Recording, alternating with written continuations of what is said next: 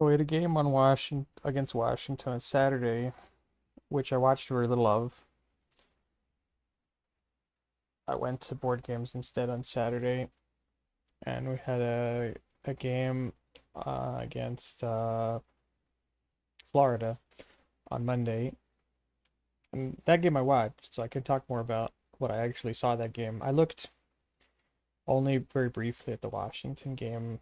Um, I don't have very many comments other than to say that Washington looks pretty bad. Washington is a team you have to beat, and we didn't. So that sucks. Florida, you could take positives from this game. Probably for 45 minutes in this game, we looked excellent. We looked probably like the better team in more of the game overall. To lose in this fashion is just brutal. Brutal.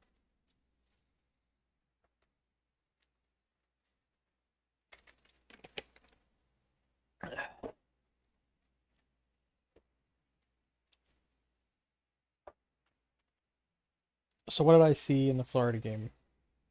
Um, for a lot of this year, I've been praising Elvis. Can't praise Elvis for that game. And the the Florida broadcast, which I was watching, like I can't blame all this on Elvis. I looked at the advanced stats and the expected goals. You can't blame all of it on Elvis, but the expected goals on Elvis were for the 12 or so shots that he took. I don't remember the exact number of shots. Was like 1.2. Elvis was terrible.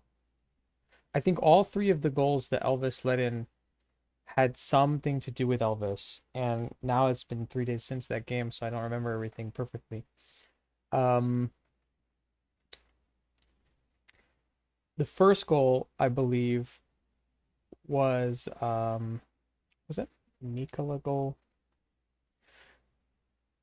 Uh, there was there were the first goal I think was a goal that was mostly caused by Elvis being out of position and not getting himself back into position. He wasn't really all along the post, and this is something we've seen before from Elvis. Inconsistency in positioning. Definitely one of the he moves side to side a lot, and definitely is not very quick to get himself hugging against that post. Um, which is something that frankly most other goaltenders that are mostly running RVH are able to do quickly. Elvis Elvis's positioning at times has looked really strong, at times very shoddy. I think pretty shoddy the other night in Florida. The second goal I thought was, um, uh, if memory serves, that was a pretty thick screen on a shot from the point. That's soft. You have to. I understand you're screened by three guys. This is the NHL. You get screened. You have to make saves. You have to figure out a way to make saves when you're being screened. Not necessarily in 100% of cases, but that wasn't the hardest the hardest screen to ever get through. Wasn't the most chaos that has ever been generated on a shot. And the third goal is another flaw of Elvis's game that we've seen over and over, which is rebound control. Once he loses the rebound, he has absolutely no shot, no chance whatsoever of making a play on it subsequently. But he would shut down the play if he caught the rebound. And Elvis has not been very good at that. I mean, Elvis is still our goaltender, still the team has no choice but to trust in Elvis and see if he can play better. But against Florida, he was terrible. Absolutely terrible. And Spencer Martin was brilliant. I that might be a bit exaggerated. Spencer Martin was very good. I don't know about brilliant. He was good in that game. Um, just relaxed and set about making saves in position. And then we came back. And then we didn't. Um, Gaudreau, man, Gaudreau looks lost. Gaudreau had some chances. Um, right, I remember Gaudreau having chances in the first period when at the last half of the first period when the Jackets were pushing back really hard. He had some weak sauce chances. He might have had a couple of chances that were decent, but he didn't generate that much. Um, Dmitry Voronkov is showing he is solid. I think he's playing better, moving faster, playing tougher than what I saw. Well, I mean, in the first game or two, he was playing tough, but he's a guy that is showing that he has a little bit of skill to go along with being a big, powerful forward.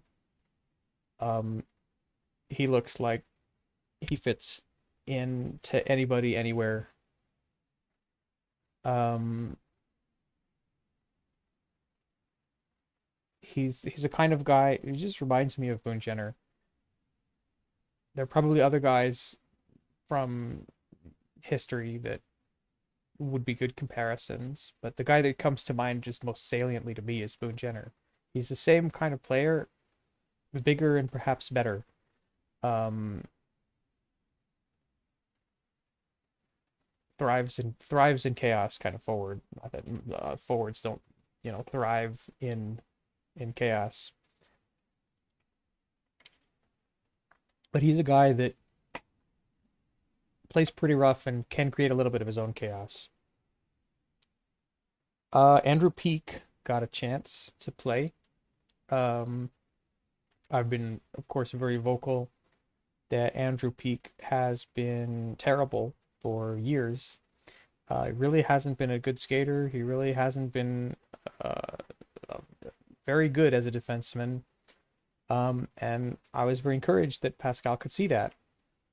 It's just something that Brad Larson never could, and Jarmo Kekalainen, I don't know. Not sure why. I have never understood the Jackets' love affair with Andrew Peak.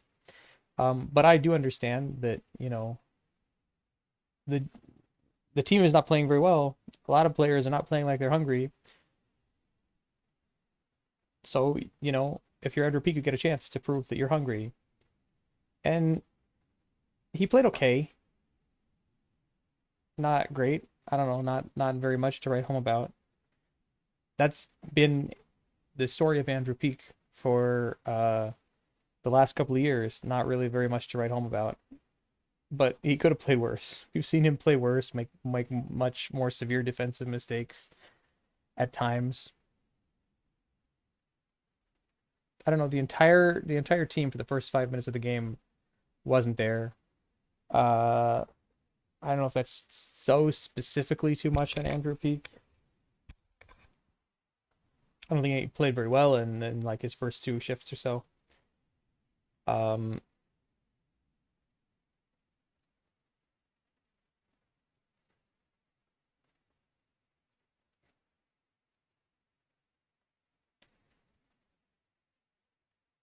um, okay, another guy who same kind of deal. Erica Branson. Erica Branson has continued to play better than really what I expected from him from last year. And I think that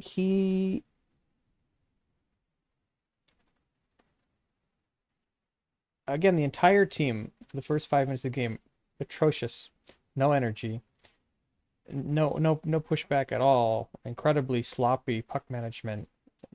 Frankly, the puck management has been uh, for stretches of the game. Florida did better puck management than the Jackets did. The Jackets did the last half of the first period and most of the second period bring better energy, and I think Eric Branson was a part of that.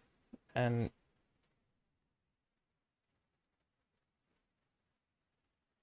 you might expect that from a guy like Branson, a big physical player. He's not a, I don't know, I don't view Eric Branson as a heart and soul type player. He doesn't have history with the organization and stuff like that, and he hasn't really had a very good career uh, all over the place. But I think Eric Branson has been at times kind of a spark, um, bringing energy to other guys by the way he's playing and bringing physicality.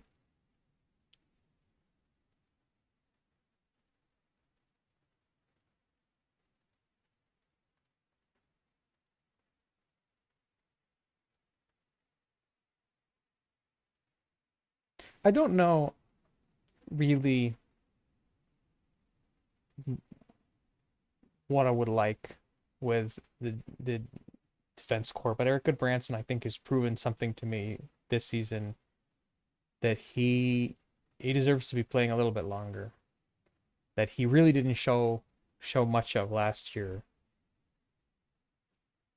I was much more interested in seeing some kids play last year than Eric Goodbranson. He looked like a dinosaur, wasn't really doing anything, wasn't skating very well. He's skating better. He's controlling the puck better. He's also been willing to go after guys, check guys hard, punch people if need be. Something that maybe he did a couple of times last year, but I didn't really see very much from him. Um, Overall, the team feels like they're floundering. The way in which they lost in Florida. All right, so you can find lots of upside from this game, but it's hard for me to look at this game and look at upside. If there is upside, it is that we have been we're on the road to collecting a whole bunch of loser points. I don't know if we're going to be good enough or close enough as the season goes on that that's going to matter at all. It might.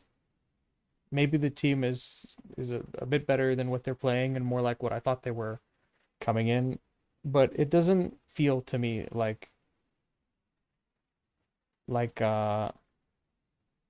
this is a team that's really going somewhere or really pushing to stay in the race, which I say at the beginning of November. It might sound preemptive, but I mean, there are like look at the Edmonton Oilers that are playing themselves out of the playoffs already at this point in the season. I think if the Oilers lose tomorrow, they play San Jose, and then they're going to be the same record as San Jose, which is like 2-9, uh, and 2-9-1 or something like that. And you get to this point is really really hard for you to dig yourself out and be a playoff team. And maybe the Oilers could do something like that because they have some guys like named McDavid and Draisaitl. And maybe the Jackets could do something like that because they have some guys named Gaudreau and Laine that might carry the team on their shoulders at some point. I'm not saying the Jackets are as far down as the Oilers. Obviously, they're not. They have a better record than Edmonton, but they're getting to a place where they need to start winning, or it's going to start to be pretty hard for them to climb out. And I I feel that already my expectations for this team were a bit high and have been broken, and I've become a bit disengaged with the team as a result. Maybe I can still be engaged to some extent. Um, it feels to me like it's heading to the direction of another lost season, and I'm going to treat the team as such and continue doing board games and other things instead of following the team as closely as I was for the first couple of Saturdays. This Saturday's game, however, is an matinee game, 1 p.m. Eastern, so I will be watching that game. But a lot of Saturdays, I probably will not be watching the game because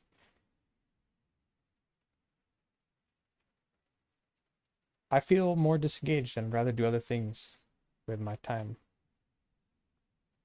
So I won't really give very much reviews of those games that I didn't watch, just like I didn't give much of a review for this game against Washington that I watched very little of.